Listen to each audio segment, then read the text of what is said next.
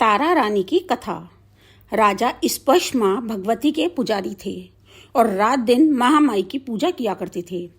माँ ने भी उन्हें राजपाट, धन दौलत, ऐशो आराम के सभी साधन दिए थे।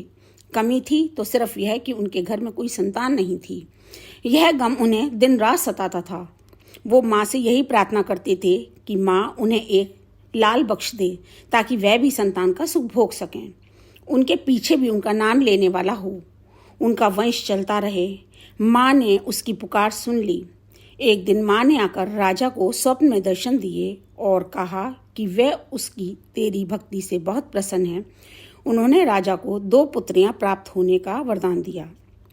कुछ समय के बाद राजा के घर में एक कन्या ने जन्म लिया। राजा ने अपने राज दरबारियों को बुलाया, पंडित व ज्योतिषियों को बुलाया और बच्ची की जन्म कुंडली तैयार करने का आदेश दिया। पंडित तथा ज्योतिषियों ने उस बच्ची की जन्म कुंडली तैयार की और कहा कि वो कन्या या तो साक्षात देवी है। यह कन्या जहाँ भी कदम रखेगी वहाँ खुशियाँ ही खुशियाँ होंगी। कन्या भी भगवती की पुजारिन होगी। उस कन्या का नाम तारा रखा गया। थोड़े समय बाद राजा के घर वरदान के अनुसार एक और कन्या ने जन्म लिया। मंगलवार का दिन था। पंडित और ज्योतिषियों ने जब जन्म कुंडली तैयार की तो उदास हो गए। राजा ने उदासी का कारण पूछा तो वे कहने लगे कि वह कन्या राजा के लिए शुभ नहीं है। राजा ने उदास होकर ज्योतिषी से पूछा कि उन्होंने ऐसे कौन से बुरे कर्म किए हैं जो कि इस कन्या ने उनके घर में जन्म लिया। उस समय ज्योतिषियों ने ज्योतिष से अनुसार लगाकर बताया कि वे दोनों कन्याएं जिन्होंने उनके घर में जन्म लिया था, पूर्व जन्म में देवराज इंद्र के दरबार की अप्सराएं थीं। उन्होंने सोचा कि वह भी मृत्यु लोक में भ्रमण करें तथा देखें कि मृत्यु लोक में लोग किस तरह रहते हैं। दोनों ने मृत्यु लोक पर आकर एकादशी का व्रत रखा। बड़ी बहन का नाम तारा था तथा छोटी बहन का नाम रुकमन। बड़ी बहन तारा ने अपनी छोटी बहन से कहा कि रुकमन, आज एकादशी का व्रत है, हम लोगों ने आज भोजन नहीं करना। अतः वो बाजार जाकर फल कुछ ले आए। रुकमन बाजार फल लेने के लिए गई। वहाँ उसने मछली के पकौड़े बनते देखे। उसने अपने पैसों के तो पकौड़े खा लिए तथा तारा के लिए फल लेकर वापस आ गई और फल उसने तारा को दे दिए। तारा के पूछने पर उसने बताया कि उसने मछली के पकौड़े खा लिए हैं। तारा ने उसको एकादशी के दिन मांस खाने का कारण शाप दिया कि वह निम्न योनियों में गिरे, छिपकली बनकर सारी उम्र ही कीड़े मकोड़े खाती रहे। उसी देश में एक ऋषि गोरु गोरख अपने शिष्यों के साथ रहते थे। उनके शिष्यों में एक शिष्य तेज स्वभाव का था तथा घमंडी था। एक दिन वो घमंडी शिष्य पानी का कमंडल भरकर खुले स्थान में एकांत में जाकर तपस्या पर बैठ गया। वह अपनी तपस्या में लीन था। उसी समय उधर से एक प्यासी कपिला गाय आ गई। उस ऋषि के पास पड़े कमंडल में पानी पीने के लिए उसने मुंह डाला और सारा पानी पी गई। जब कपिता गाय ने मुंह बाहर निकाला तो खाली कमंडल की आवाज सुनकर उस ऋषि की समाधि टूटी। उसने देखा कि गाय ने सारा पानी पी लिया था। ऋषि ने गुस्से में उस कपिला गाय को बहुत बुरी तरह चिमटे से मारा, जिससे वह गाय लहूलुहान हो गई। यह खबर गुरु गोरख को मिली तो उन्होंने कपिला गाय की हालत देखी। उन्होंने अपने उस शिष्य को बहुत बुरा भला कहा और उसी वक्त आश्रम से निकाल दिया। गुरु गोरख ने गौ माता पर किए गए पाप से छुटकारा पाने के लिए कुछ समय बाद एक यज्ञ रचाया। इस यज्ञ का पता उस शिष्य को भी चल गया जिसने कपिला गाय को मारा था। उसने सोचा कि वह अपने अपमान का बदला जरूर लेगा। यज्ञ शुरू होने पर उस शिष्य ने एक पक्षी का रूप धारण किया और चोंच में सर्प लेकर भंडारे में फेंक दिया, जिसका किसी को पता न चला। वह छिपकली जो पिछले जन्म में तारा देवी की छोटी बहन थी तथा बहन के शाप को स्वीकार कर छिपकली बनी थी, सर्प का भंडारे में गिरना देख रही थी। उसे त्याग व परोपकार की शिक्षा अब तक याद थी। वह भंडारा होने तक घर की दीवार पर चिपकी समय की प्रतीक्षा करती रही।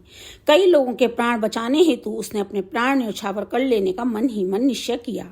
जब खीर भंडारे में दी जाने वाली थी, बांटने वालों की आंखों के सामने ही वह छिपकली दीवार से कूदकर पतीले में जा गिरी। लोग छिपकली को बुरा भला कहते हुए खीर के बर्तन को खाली करने लगे तो उन्होंने उसमें मरे हुए सांप को देखा। तब जाकर सबको मालूम हुआ कि छिपकली ने अपने प्राण देकर उन सबके प्राणों की रक्षा की थी। उपस्थित सभी सज्जनों और देवताओं ने उस छिपकली के लिए प्रार्थना की कि उसे सब योनियों में उत्तम मनुष्य जन्म प्राप्त हो तथा अंत में वह मोक्ष को प्राप्त करे। तीसरे जन्म में वह छिपकली राजा स्पर्श के घर कन्या के रूप में जन्मी। दूसरी बहन तारा देवी ने फिर मनुष्य जन्म लेकर तारामती नाम से अयोध्या के प्रतापी राजा हरिश्चंद्र के साथ विवाह किया। राजा स्पर्श ने ज्योतिषियों से कन्या की कुंडली बनवाई। ज्योतिषियों ने राजा को बताया कि कन्या आपके लिए हानिकारक सिद्ध होगी, शगुन ठीक नहीं है, अतः वे उसे मरवा दें। राजा बोले कि लड़की को मारने का पाप बहुत बड़ा है, वे उस पाप का भागी नहीं बन सकते। तब ज्योतिषियों ने विचार करके राय दी कि राजा उसे एक लकड़ी के संदूक में बंद करके ऊपर से सोना चांदी आदि जड़वा दे और फिर उसे संदूक के भीतर लड़की को बंद करके नदी में प्रवाहित करवा दे। सोने चांदी से जड़ा हुआ संदूक अवश्य ही कोई लालच में आकर निकाल लेगा और राजा को कन्या वध का पाप भी नहीं लगेगा। ऐसे ही किया गया और नदी में बहता हुआ संदूक काशी के समीप एक भंगी को दिखाई दिया, तो वह संदूक को नदी से बाहर निकाल लाया। उसने जब संदूक खोला तो सोने चांदी के अतिरिक्त अत्यंत रूपवान कन्या दिखाई दी। उस भंगी के कोई संतान नहीं थी। उसने अपनी पत्नी को वह कन्या लाकर दी तो पत्नी की प्रसन्नता का ठिकाना ना रहा। उसने अपनी संतान के समान ही बच्ची को छाती से लगा लिया। भगवती की कृपा से उसके स्तनों में दूध उतर आया। पति पत्नी दोनों ने प्रेम से कन्या का नाम रुक्को रख दिया। रुक्को बड़ी हुई तो उसका विवाह हुआ। रुक्को की सास महाराजा हरिश्चंद्र के घर सफाई आदि का काम करने जाया करती थी। एक दिन वह बीमार पड़ गई तो रुक्को को महाराज हरिश्चंद्र के घर काम करने के लिए पहुंच गई। महाराज की पत्नी तारामती ने जब रुक्को को देखा तो वह अपने पूर्व जन्म के पुण्य से उसे पहचान गई। तारामती ने रुक्को से कहा कि वो उसके पास आकर बैठे। महारानी की बात सुनकर रुक्को बोली कि वो एक नीची जाति की भंगन है, भला वह रानी के पास कैसे बैठ सकती है। तब तारामती ने उसे बताया कि वह उसके पूर्व जन्म की सगी बहन थी। एकादशी का व्रत खंडित करने के कारण उसे छिपकली की योनि में जाना पड़ा। जो होना था वो तो हो चुका। अब उसे अपने वर्तमान जन्म को सुधारने का उपाय करना चाहिए और भगवती वैष्णो माता की सेवा करके अपना जन्म सफल बनाना चाहिए। यह सुनकर रुक्को को बड़ी प्रसन्नता हुई और जब उसने उपाय पूछा तो रानी ने बताया कि वैष्णो माता सब मनोरथ को पूरा करने वाली है। जो लोग श्रद्धा पूर्वक माता का पूजन व जागरण करते हैं उनकी सब मनोकामनाएं पूर्ण होती है। रुक्को ने प्रसन्न होकर माता की मनौती मानते हुए कहा कि यदि माता की कृपा से उसे एक पुत्र प्राप्त हो गया तो वो माता का पूजन व जागरण कराएगी। माता ने प्रार्थना को स्वीकार कर लिया। फलस्वरूप 10वें महीने उसके गर्भ से एक अत्यंत सुंदर बालक ने जन्म लिया। परंतु दुर्भाग्यवश रुक्को को माता का पूजन जागरण कराने का ध्यान ना रहा। जब वह बालक 5 वर्ष का हुआ तो एक दिन उसे माता चेचक निकल आई। रुक्को को दुखी होकर अपने पूर्व जन्म की बहन तारामती के पास आई और बच्चे की बीमारी का सब वृतांत कह सुनाया। तब तारामती ने पूछा कि उससे माता के पूजन में कोई भूल तो नहीं हुई। इस पर रुक्को को 6 वर्ष पहले की बात याद आ गई। उसने अपराध स्वीकार कर लिया। उसने फिर मन में निश्चय किया कि वह बच्चे को आराम आने पर जागरण अवश्य कराएगी। भगवती की कृपा से बच्चा दूसरे दिन ही ठीक हो गया। तब रुक्को ने देवी के मंदिर में ही जाकर पंडित से कहा कि उसे अपने घर माता का जागरण करना है, अतः वह मंगलवार को उसके घर पधार कर कृतार्थ करे। पंडित जी बोले कि वही 5 रुपए देती जाए। पंडित जी उसके नाम से मंदिर में ही जागरण करवा देंगे, क्योंकि वह एक नीच जाति की स्त्री है, इसलिए वह उसके घर में जाकर देवी का जागरण नहीं कर सकती। रुक्को ने कहा कि माता के दरबार में तो ऊंच नीच का कोई विचार नहीं होता। वह तो सब भक्तों पर समान रूप से कृपा करती है, अतः उनको कोई ऐतराज नहीं होना चाहिए।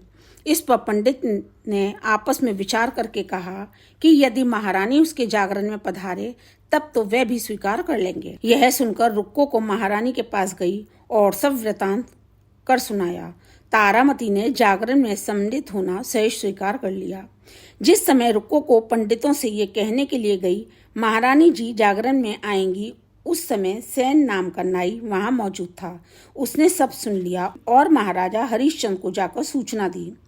राजा को सेन नाई की बात पर विश्वास नहीं हुआ कि महारानी भंगियों के घर जागरण में नहीं जा सकती। फिर भी परीक्षा लेने के लिए उसने रात को अपनी उंगली पर थोड़ा सा चीरा लगा लिया जिससे नींद ना आए।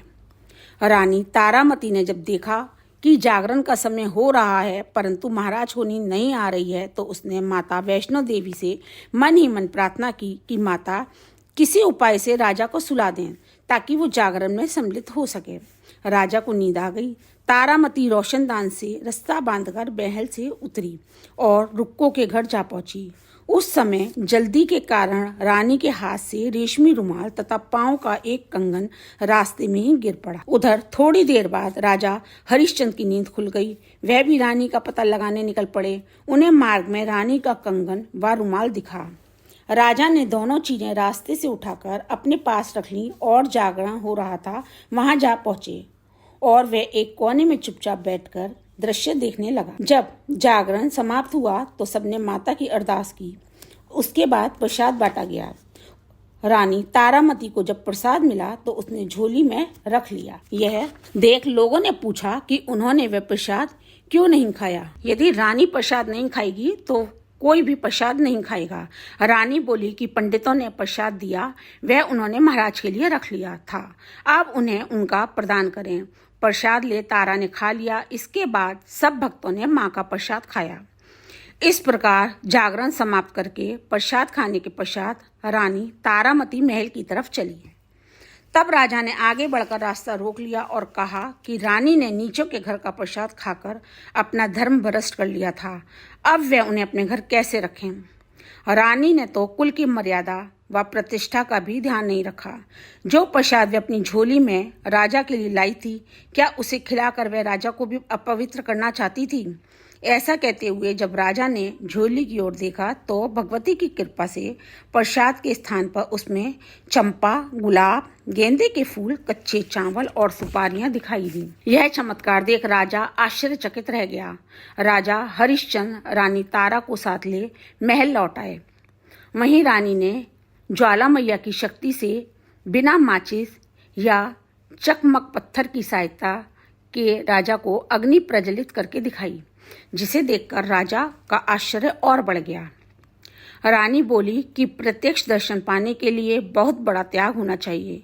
यदि आप अपने पुत्र रोहिताश की बलि दे सकें तो आपको दुर्गा देवी के प्रत्यक्ष दर्शन हो जाएंगे। राजा के मन में तो देवी के दर्शन की लगन हो गई थी। राजा ने पुत्र मोह त्याग कर रोहिताश का सर देवी को अर्पण कर दिया। ऐसी सच्ची श्रद्धा एवं विश्वास देख दुर्गा माता सिंह पर सवार हो उसी समय प्रकट हो गईं और राजा हरिश्चंद्र दर्शन करके कृतार्थ हो गए। मरा हुआ पुत्र भी जीवित हो गया। चमत्कार देख राजा हरिश्चंद्र गदगद हो गए। उन्होंने विधि पूर्वक माता का पूजन करके अपराधों की क्षमा मांगी। सुखी रहने का आशीर्वाद दे माता अर्थ ध्यान हो गई। राजा ने तारा रानी की भक्ति की प्रशंसा करते हुए कहा कि वह रानी के आचरण से अति प्रसन्न है। उनके धन्य भाग्य जो वह उसे पत्नी रूप में प्राप्त हुई। आयु पर्यंत सुख भोगने के पश्चात राजा हरिश्चंद्र रानी तारा एवं रुक्मन भंगिन तीनों ही मनुष्य योनि से छूटकर देवलोक को प्राप्त हुए। माता के जागरण में तारा रानी की कथा को जो मनुष्य भक्ति पूर्वक पढ़ता या सुनता है उसकी सभी मनोकामनाएं पूर्ण होती हैं, सुख समृद्धि बढ़ती है, शत्रुओं को नाश होता है। इस कथा के बिना माता का जागरण पूरा नहीं माना जाता।